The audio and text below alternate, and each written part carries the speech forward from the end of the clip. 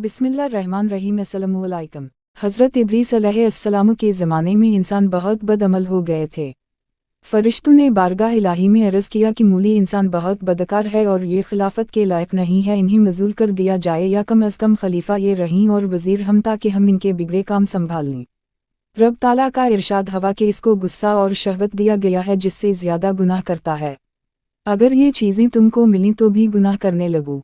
फरिश्ते बोले कि मौली करीम, हम तो गुनाह के पास भी ना जाएंगे ख्वाह कितना ही गुस्सा और शहवत हो। हुक्म रबी हवा के, अच्छा तुम अपनी जमात में से आला दर्जा के परहेजगार फरिश्ते छानट लो, उनको गुस्सा और शहवत दे देते ही फिर इम्तिहान हो जाएगा। चुनाचे हारूत और मारुत जो बड़े ही इबादत गुजार फरिश्ते थे इंतखाब में आ गए। हक़ ताला ने उनको ये चीज़ें यानी गुस्सा और शहवत देकर शहर बाबल में उतार दिया और फरमाया कि तुम काजी बनकर लोगों का फ़ैसला किया करो और रोज़ाना इस आज़म के ज़रिए शाम को आसमान पर आ जाया करो। ये दोनों 1 महीना तक ऐसे ही आते जाते रहे। इतने अरसा में इनके अदल व इंसाफ का आम चर्चा हो गया और बहुत मुकदमे उनके पास आने लगे। एक रोज़ एक निहायत हसीन व जमील औरत ने, जिसका नाम ज़ुहरा था, ये मुल्क फ़ारिस की रहने वाली थी, उसने अपने खावनद के ख़िलाफ़ मुकदमा दायर किया। ये दोनों उसे देखते ही आशिक़ज़ार हो गए और उससे बुरे काम की ख्वाहिश की। इसने कहा, मेरा दीन कुछ और है और तुम्हारा दीन कुछ और इख्तिलाफ़ होते हुए ये नहीं हो सकता। नीज़ मेरा शौहर बहुत गैरतमंद है, अगर इसे खबर लग गई तो मुझे कत्ल कर देगा, लिहाजा पहले तो आप मेरे बुत को सजदा करो और फिर मेरे शौहर को कत्ल करो, फिर मैं तुम्हारी और तुम मेरे। इन्होंने इनकार कर दिया। वो चली गई मगर उनके दिल में इसके इश्क की आग भड़क गई। आखिर इसे पैगाम भेजा कि हम तेरे घर आना चाहते हैं। सर आंखों पर ये दोनों इसके घर पहुंच गए। उसने अपने आप को आरास्ता किया और उनसे बोली कि या तो आप लोग मुझे इस माज़म सिखा दें, या बुत को सजदा करें, या शोहर को कत्ल करें, या शराब पी लें। इन्होंने सोचा कि इस माज़म इसरार इलाही है, इसको ज़ाहिर करना बहुत जुल्म है, बुत परस्ती करना शरक है और कत्ल हक़ल आबाद। लाओ शराब पी लें। चुनाचे शराब पी ली। जब शराब पी कर मस्त हो गए, ज़ुहरा ने उनसे बुत को सजदा भी करवा लिया, अपने शौहर को कत्ल भी और इस माज़म भी पूछ लिया।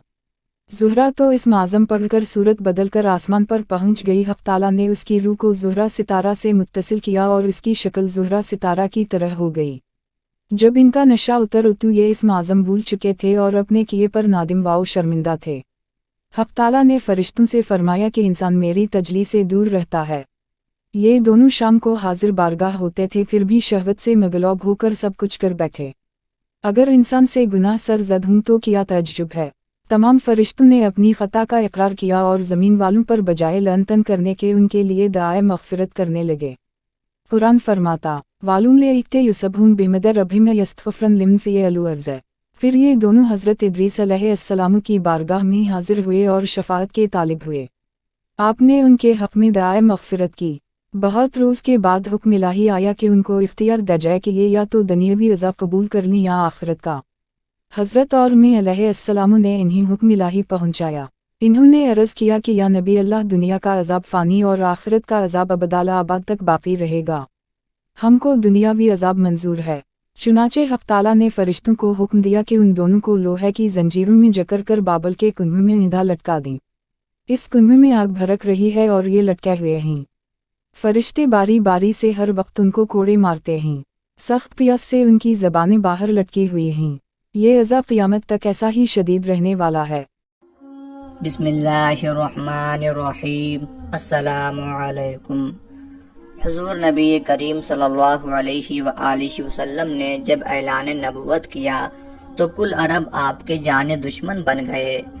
कई बार आप पर जानलेवा हमले भी किए गए। हर तरह से आपको सताया गया। आपकी पुष्ट पर ओजड़ी डाली गई, आप पर पत्थर बरसाए गए, आपके दंदाने मुबारक को शहीद किया गया। अलगरज आपके दुश्मनों ने आपको दर्दनाक ईज़ा रसानियों से दो चार किया, लेकिन कुर्बान जाइए प्यारे नबी सल्लल्लाहु अलैहि व आलिहि वसल्लम के हुस्न सुलूक पर कि आपने कभी भी अपने दुश्मनों से उनकी ईज़ा रसानियों का बदला नहीं लिया, बल्कि उन्हें माफ करते रहे। फुजाला बिन उमैर अल्लाह के रसूल सल्लल्लाहु अलैहि व आलिहि वसल्लम के शदीद दुश्मनों में से एक था।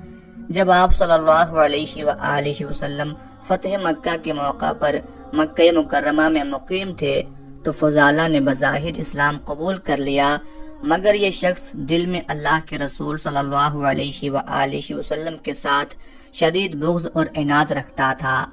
اس نے پروگرام بنایا کہ اسے جب بھی موقع ملا اللہ کے رسول صلی اللہ علیہ وآلہ وسلم کو قتل کر دے گا، معاذ اللہ۔ اللہ کے رسول صلی اللہ علیہ وآلہ وسلم کے قتل کا منصوبہ کوئی معمولی کام نہ تھا۔ فضالہ کو خوب معلوم تھا کہ اللہ کے رسول صلی اللہ علیہ وآلہ وسلم کے ساتھ 10,000 کا لشکر ہے۔ اگر وہ خدا نخواستہ اپنے اس ناپاک منصوبے میں کامیاب ہو جاتا ہے تو بھی اس کے بچنے کی کوئی صورت نہیں، اسے فوراً ہی گرفتار کر کے قتل کر دیا جائے گا۔ مگر حسد اور عناد ایسی بری لعنتیں ہیں کہ جو انسان کو دیوانہ بنا دیتی ہیں، اس کے سوچنے اور سمجھنے کی صلاحیتوں کو مفلوج کر کے رکھ دیتی ہیں اور وہ عاقبت نااندیش ہو کر غلط کام کر بیٹھتا ہے۔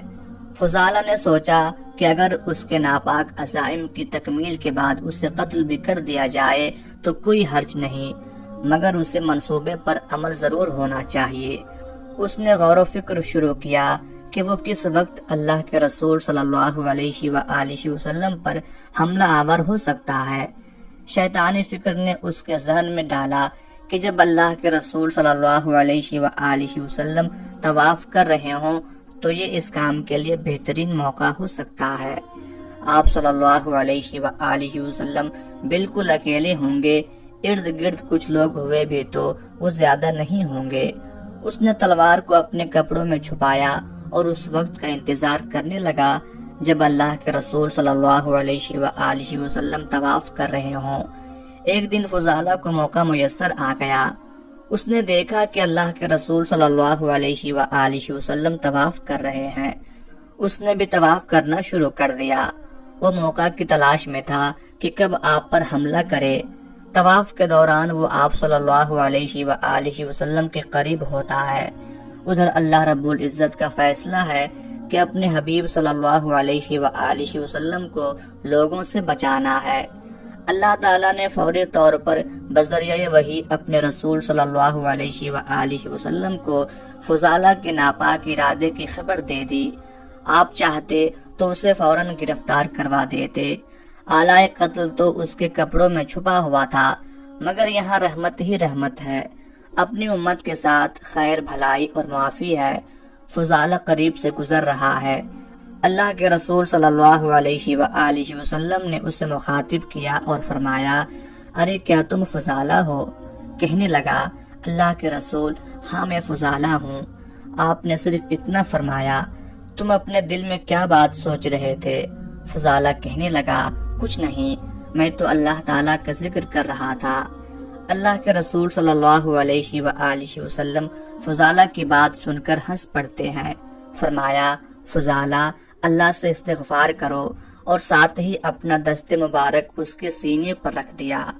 فضالہ کا دل پرسکون اور سازشی خیالات سے پاک ہو گیا۔ اللہ اکبر! اس سے بڑا خوش قسمت کون ہو سکتا ہے جس کے سینے پر اللہ کے رسول صلی اللہ علیہ وآلہ وسلم اپنا دست شفقت رکھ دیں۔ فضالہ کا کایا پلٹ گئی۔ آپ صلی اللہ علیہ وآلہ وسلم کے قتل کے منصوبے بنانے والا، اپنے دل میں بغض و عناد رکھنے والا فضالہ کہتا ہے، ادھر آپ صلی اللہ علیہ وآلہ وسلم نے اپنا دست شفقت میرے سینے پر رکھا، ادھر میرے دل کی کیفیت یکسر بدل گئی۔ آئیے اسی کے الفاظ پڑھتے ہیں۔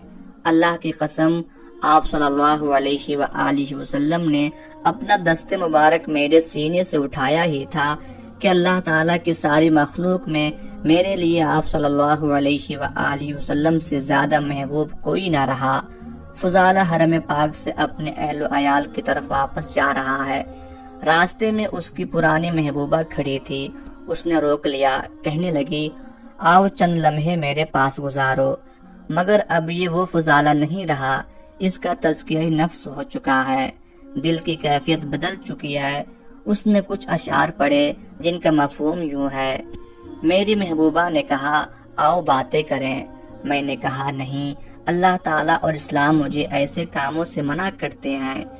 اگر تو محمد صلی اللہ علیہ وآلہ وسلم اور آپ کی جماعت کو فتح مکہ کے موقع پر دیکھ لیتی جب بت ٹوٹ ٹوٹ کر گر رہے تھے تو دیکھ لیتی کہ اللہ تعالیٰ کا دین بالکل واضح ہو گیا ہے اور شرک کے چہرے پر تاریکی چھا گئی ہے۔ ناظرین، اللہ کے رسول صلی اللہ علیہ وآلہ وسلم نے اپنے قتل کا منصوبہ بنانے والے کو معاف کر کے اسے جہنم جانے سے بچا لیا۔ کیا دنیا میں ایسا مہربان، شفیق اور اعلیٰ اخلاق والا کوئی اور بھی ہے؟ ایک مرتبہ حضور صلی اللہ علیہ وآلہ وسلم اپنے چند ساتھیوں سمیت نجد میں کسی غزوہ کے بعد لوٹ رہے تھے۔ دوپہر کا وقت تھا۔ راستے میں درختوں کے ایک جھنڈ کے قریب کچھ دیر آرام کرنے کا فیصلہ ہوا۔